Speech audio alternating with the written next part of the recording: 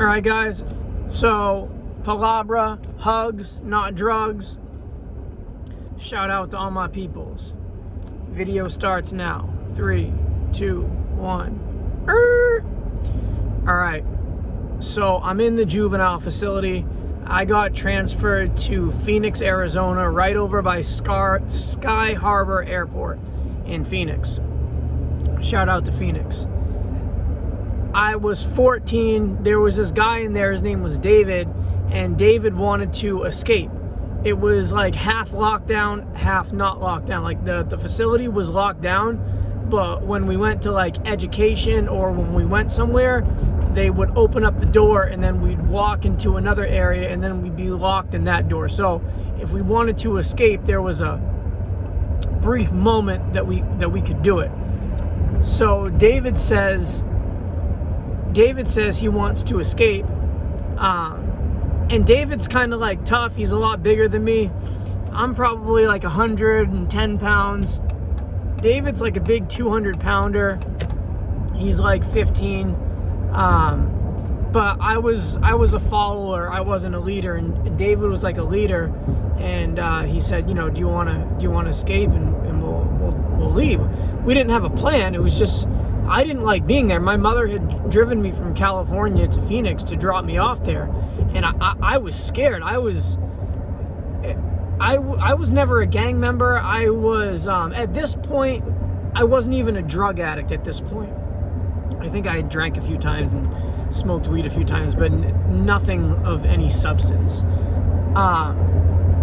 So I'm there. David wants to escape. So I'm like, all right, let's go.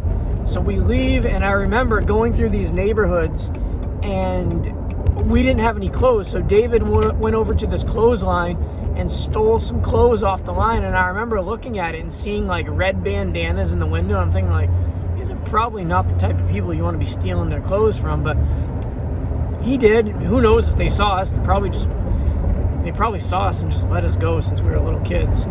I didn't have any shoelaces in my shoes because at the place I wasn't allowed to have shoelaces. And so I had these Nike Cortez because I thought I was a gangster. I had these Nike Cortez with no laces, and I'm walking around. And I said, David, my plan was let's go to the airport. I'm going to try to get my dad in Maine to buy us a ticket. This was back in 97 or 98.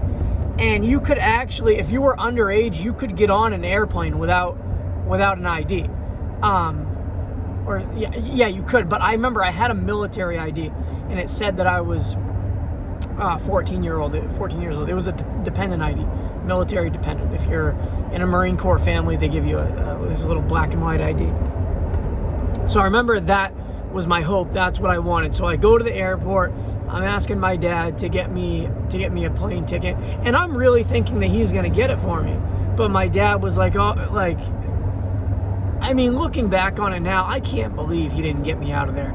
I was so disappointed, man. Like, here I am basically in prison for nothing. Like, I didn't commit any crimes. It was just my mom sticking me in this place. There was no legal, I wasn't there bound by the legal system. So I remember just getting to the Phoenix airport and trying to get my dad to get me a ticket and just pleading like, I'm here, I have my ID, just get it, and he could have gotten it, man. He could have, but he didn't. And David says, hey, I have a caseworker.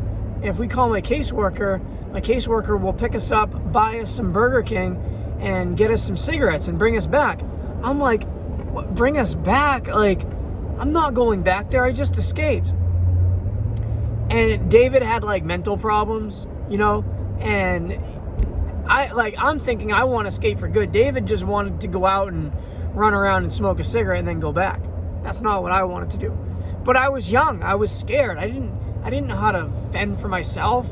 I probably would have gotten kidnapped or killed. I don't know, but I had no street smarts at this point. So David's counselor or caseworker came to the airport. There was a Burger King inside the airport, bought us some Burger King, gave us some cigarettes, and brought us back to, it was called Westbridge. Yeah. It was called Westbridge Residential Treatment Center. So they bring us back to Westbridge. And then when we get back, they're like, okay, you guys escaped. Now you're back. Now we're putting you on like the cement lockdown. So, you know how I said when you go to education, you have that moment where you can escape? Well, now they have a leather belt, and it's a leather belt tied to a staff member, and then with another belt that's attached to me. So anywhere we go anywhere, I'm tethered. I remember it was family time, and families came down for like some Easter egg hunt or whatever it was, and my mom was there visiting, and I've got this leather belt tied to me and tied to a staff member. It was so ridiculous. Looking back, I can't believe that I was actually there, like, for no other reason. Oh, I was skipping school. The reason why I was there is because I was afraid to go to school because I had acne, and I was afraid that the girls would make fun of me, and I was afraid of what people would think about me. So I didn't go to school. I skipped, and I went over to my friend's house and smoked pot, because smoking pot took the stress off. Well, I thought it would do. I thought it would take the stress of my acne, but it actually intensified what people thought about me. But I just cared what people thought about me. That was the only reason why I skipped school. But my mother looked at it like I'm this rebellious kid that doesn't want to attend school, and sending me to Phoenix was her way of fixing the problem. But I don't blame anything on my mom. My mom was trying. She didn't know what to do. She didn't know how to handle me. Sending me to this facility was her way of like fixing me, when really it just made things 100 times worse. But she didn't know that, so I don't hold it against her. I completely forgive her. I don't hold any animosity towards her. She was just doing what she thought would be the best motherly thing to do. But yeah, so I'm there. We get brought back, and this place is hell on earth. I remember they stuck me in this room, and they took away my clothes, and they gave me it was like made out of paper. It was made out of like cotton, but paper, kind of. Like the cotton was so thin that you could just like tear it. It was see-through, it was translucent, so you could see everything, and I was naked. And I had to wear this yellow robe, and they stuck me in this room, and all the room had in it was a metal bed and a door. And if I was good, they would keep the door open, and if I was bad, they would shut and lock the door. But a staff member had to be outside of the room 24 hours a day. And at nighttime, at 9 o'clock, they would bring in a mattress, and they would put the mattress on the metal bed, and then I would be able to sleep. And then in the morning, they would come in, they'd take my blankets, they'd take the mattress, and I'd have to be in this room. So the way it worked is I had to be in there for 7 days straight, 7 days. And then after 7 days of being in there for 24 hours, then I was allowed to be out for 1 hour. So in 23, out 1. And then on the 9th day, I'm allowed out for 2 hours, and I'm in for 22 hours. And then on the 10th day, I'm allowed out for 3 hours. You know what I mean? Like, and I keep getting an hour until eventually, after the 14th day, then I am allowed out of this room. Well, being in this room only made me more angrier. It didn't help at all. So all I did was fight with the staff, yell, cry, scream. That's it. Like, there was no this punishment was never gonna work. And yeah, and so that's what happened. And I remember just looking back, it was such a terrible facility. So I'm in there, I'm in Westbridge for 4 months, and it was a long, hellish 4 months. I'll tell you what. The staff, they were just like young 18, 19, 20-year-old kids. Saw a job in the newspaper, applied, and they got, like, they were just young kids. So these staff didn't know how to deal with this. They weren't clinical psychologists. You did have your psychiatrist, and I had this social worker. Her name was Holly, and I liked Holly. Holly was actually genuinely nice, and every time I got to have a session with Holly, it was like freedom. I'd go to Holly's office, and we could do whatever we wanted. You know, Holly was allowed to take me places, so I could go on field trips with Holly. But the thing is, I only got to see Holly like, it was either once a day. It wasn't once a week. It was more than once a week. Maybe it was once a day, or maybe it was 5 days a week. I don't know. But so seeing Holly was nice because Holly made me feel comfortable, and she understood me as a child. And I was just a scared little child, man. I had no street smarts. I was small. I had no strength. I couldn't fight. And I remember this guy Greg comes in. He's a new guy. And okay, so before Greg comes in, this guy named David Gottwald comes in. And everybody's like, all right, there's a guy coming from the county jail. He's going to be here in a few hours, just to let you guys know. And so the staff hype it up like, this guy, David, he's coming from the adult jail. He was 17, but he was in the adult jail, and the adult jail transferred him to the treatment center because he was a juvenile still. And they hype him up like he's this monster. And I remember the police brought him in handcuffs, and this dude was big. He was a big 17-year-old, probably 6'2", probably like 220 pounds. Big dude, scary looking dude, right? Like, he was 17, but he looked like he was 30. And David came in, and he looked like a monster, but David was so cool. Like, me and David ended up becoming best friends. Like, David understood me. David kind of like took me under his wing and like showed me the ropes. Like, hey, don't argue with staff. The staff are they're just young kids. Like, you don't need to do that. They don't know any. And he kind of like broke things down and kind of made things so I could understand things as a kid. He explained things to me as an adult, but he was still a juvenile, but he explained things to me in an adult sort of way to where I could understand it. And so me and David ended up becoming cellmate. It wasn't a cell, but it was a room. So me and David were roommates. And then this guy, Greg, comes in. There was always people coming and going. Then this guy, Greg, comes in. And Greg is in the room across from me. And Greg says, hey, where are you from? And, you know, where are you from is like a gang thing. Like, hey, what gang are you from? But me, I'm like, he says, where are you from? I said, I was born in Oceanside. He says, F Oceanside. I'm like, I don't even know what to say. And David hears him banging on me. So David comes up and says, what did you just say? And he's like, F Oceanside, right? And David says to me, he's like, hey, he's like, that kid, he's trying to punk you out because you're smaller than him. He says, I got to deal with this kid.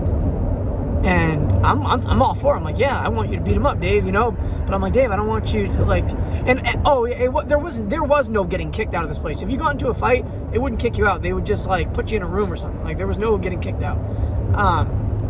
And Dave went into Greg's room and smashed him out, right? Boom, boom, boom, boom, boom, right?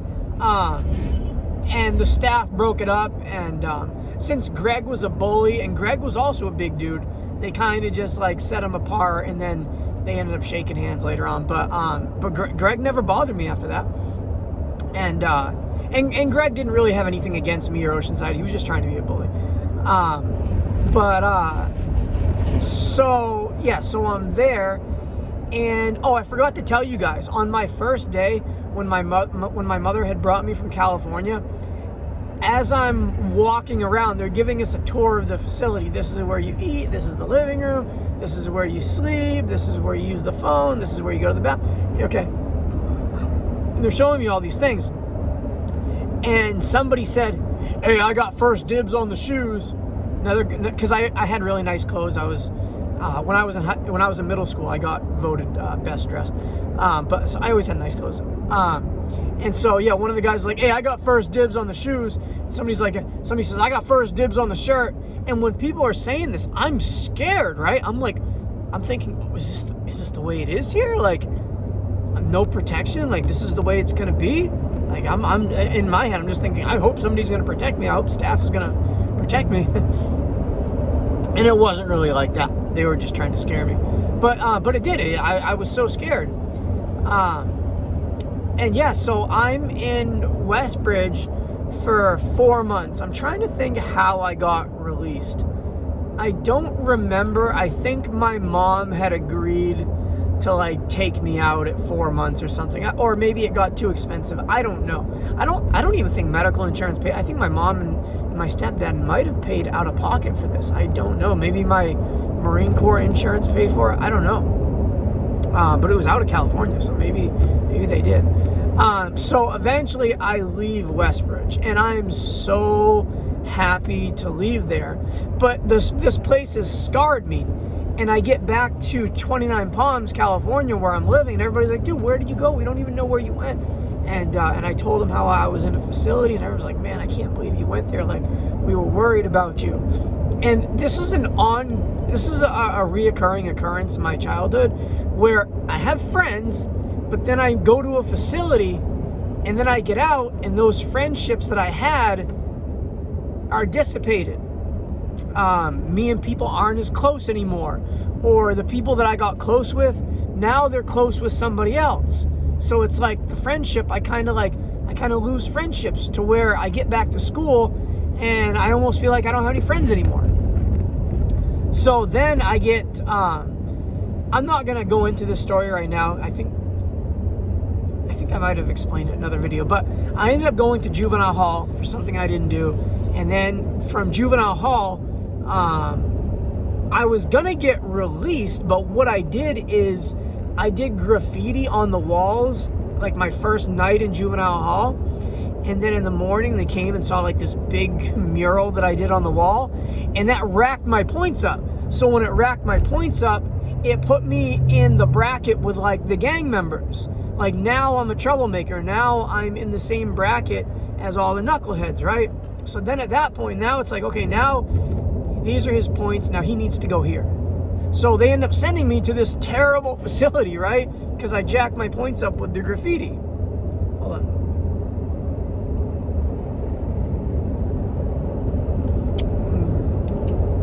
And that place wasn't as bad as Helicon, but it was worse than prison.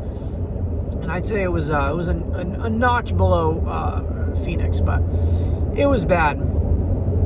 And these are all things that shaped my childhood. Like I said, going to juvenile hall, going there. When I got released from the facility, the placement, after almost 2 years, it was 15 months.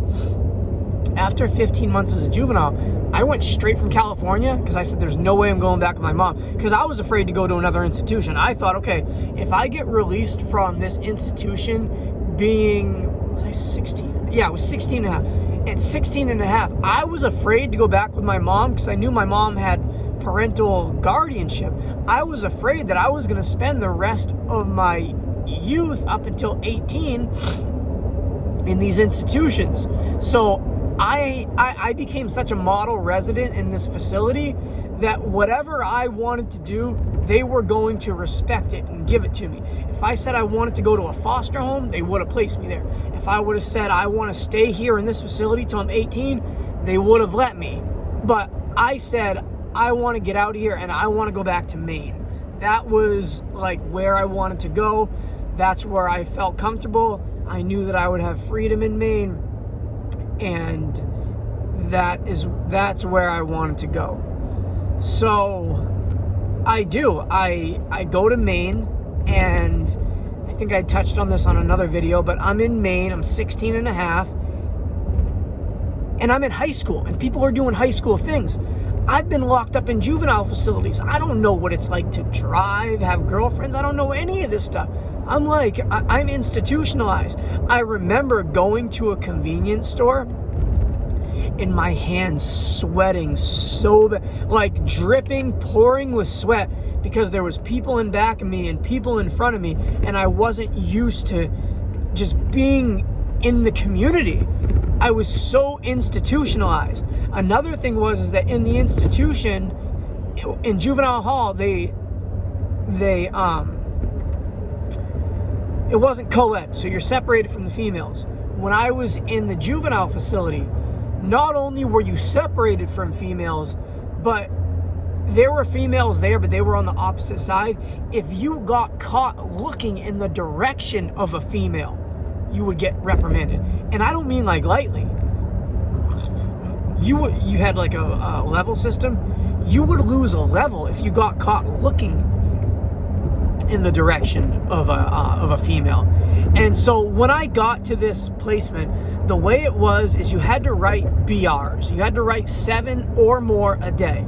A BR is a behavioral report, and you have to write in a I see, I think, I feel format. So basically, the pieces of paper, the BRs, they're tell-on papers. They're ratting paperwork. So if Harold is swearing, right, you have to write, I see that Harold was swearing at 4 p.m. I think this is bad behavior. I feel worried for Harold, right? And basically you had to tell on the people around you 7 times a day. And there was plenty enough to tell on people about. And so that's what you had to do. And the way that the staff members broke it down was, if you tell on people and you write these BRs, then that is considered working your program. And nobody has a set sentence here. Like, you don't get 9 months, you don't get 10 months. You get out when you've completed the program. And the way you complete the program is you have to write BRs. That's part of it. Part of it is making your bed, part of it is going to group, and part of it is writing BRs. So in order to complete your program, you have to do your BRs. So I don't know, like, I'm still young, I'm a kid. So I'm doing what they say, right? I'm writing these BRs. And then the kids are getting mad at me. They're like, why are you telling staff that I swore during the day? I thought we were friends, right? And I'm thinking like, well, this is what I got to do to get out of here, right? And so I'm doing that. And then there were these 2 kids named Aaron and Adrian. It's funny that I remember their names. Aaron and Adrian. And Aaron and Adrian, they were roommates and they became tight, right? And there was a level system. The first level system was observatory status. The second status was social status. The third status was group status. And then the fourth and highest status was honor status. And there was 177 people at Helicon Youth Center. There was only like 3 on the honor status. So it was very hard to get to honors. And even group status was hard to get to. And so I see Aaron and Adrian, and these 2 are breaking every rule imaginable, right? Like, they have this thing called passing and receiving. Passing and receiving is just your parents give you a Game Boy, you have a Game Boy, and you let somebody use the Game Boy. Like, not a big deal, right? But in there, it was a big deal. It was called passing and receiving, and you weren't allowed to pass and receive.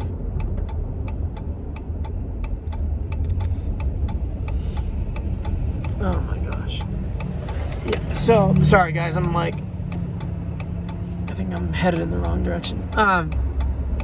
But yeah, so you're not allowed to pass and receive. Oh my gosh, sorry guys, hold on.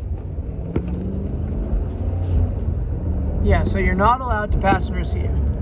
And Adrian and Aaron are passing and receiving all the time. And they're breaking all the rules.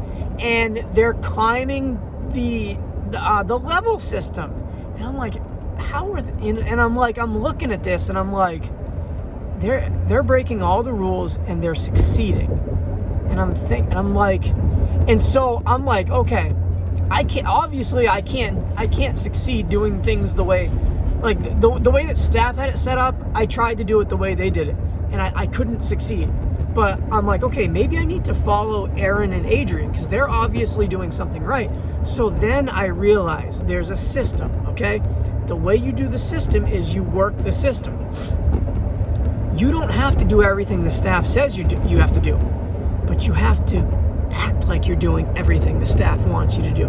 So what I do is I start making pretend BRs. or the things that are out in public. Like let's say somebody like freaks out in front of everybody, then I'll just write BRs on that. It's public knowledge, everybody sees it. So what I stopped doing is I stopped telling on people. I started just writing the BRs that were out in the group. Me, Aaron, and Adrian, we get together and we're like, all right, what BRs are you writing today? Okay, I'll write those BRs too. If we did passing and receiving, we just wouldn't tell anybody, and we kept things a secret. So then my stay there, everything became secretive.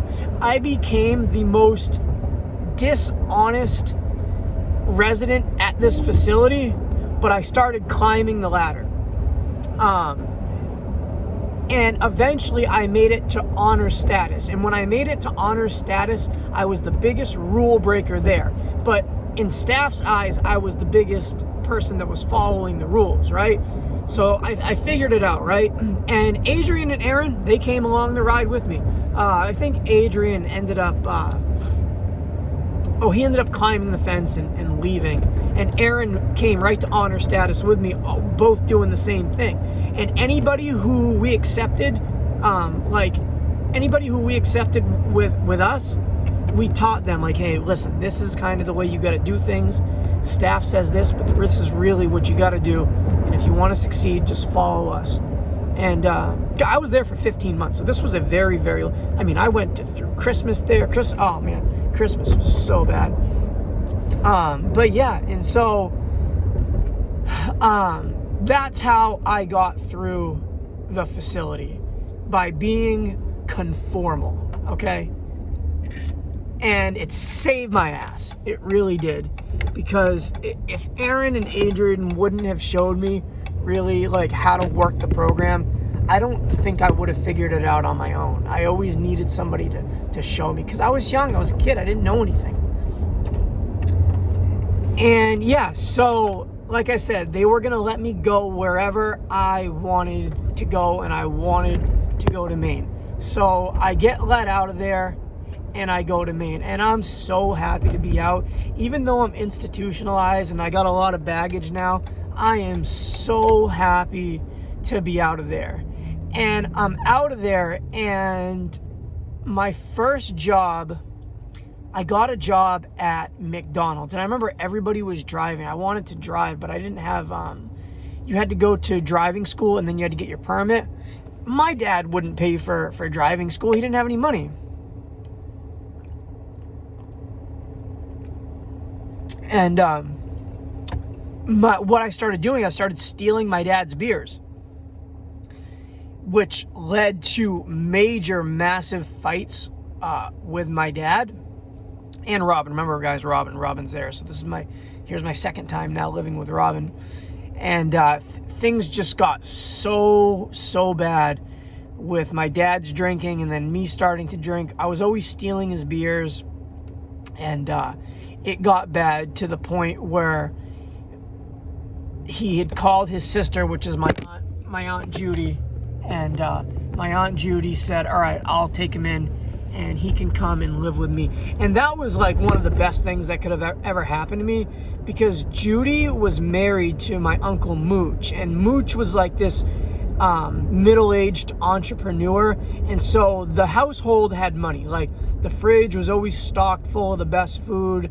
My aunt would make me coffee in the morning. Whatever I wanted to eat, didn't matter what it was. If I wanted a sandwich from the store, if I wanted steak, if I wanted lobster, it didn't matter. My aunt would get it for me, and she wouldn't hesitate at all. Whatever I wanted, my aunt would give me. If I had problems in school, my aunt would come to the school and fight for me. If I needed clothes, my aunt would bring me to the mall shopping. If I needed $20 to take the bus and to go somewhere, my aunt would give me money. If I needed a ride 3 hours away, my aunt would give me a ride. And so my aunt ended up becoming like my second mother, and I love my aunt. I ended up screwing her over hardcore when I started doing drugs. I'll get into another video about that. I feel really bad. And so my aunt had 2 daughters named Erica and Shannon. Erica and Shannon are like my sisters. I don't even consider them my cousins. Erica and Shannon are my other sisters. And to this day, my whole life, me and Erica and Shannon have always gotten along so well. As a kid, they always looked up to me. Then once I started doing drugs, obviously they didn't look up to me. But Erica and Shannon, we always had a really good relationship. We always told each other that we loved each other. We could give each other hugs, and there was just a lot of love with me, Erica, and Shannon. It was really good to have these girls that cared about me. They loved me. I was always included. Whatever Erica and Shannon were doing, I was always included. There was never a time that they excluded me. And when I was living with my mom, I was always excluded. So to be included with Erica and Shannon really, really made me feel good. If they were going out to eat, I was always invited. They would if the car was full, they'd make everybody push over for me. They would invite all their friends over for slumber parties, and I was allowed to sleep downstairs with the slumber party. If they were having movie night, I was allowed to go. It was cool just always being including, feeling welcome, and it's really good to feel welcome, guys. So if you have younger sisters, include them in some things. But yeah, so I am there with Erica and Shannon, and what was it? Yeah, so I'm living there.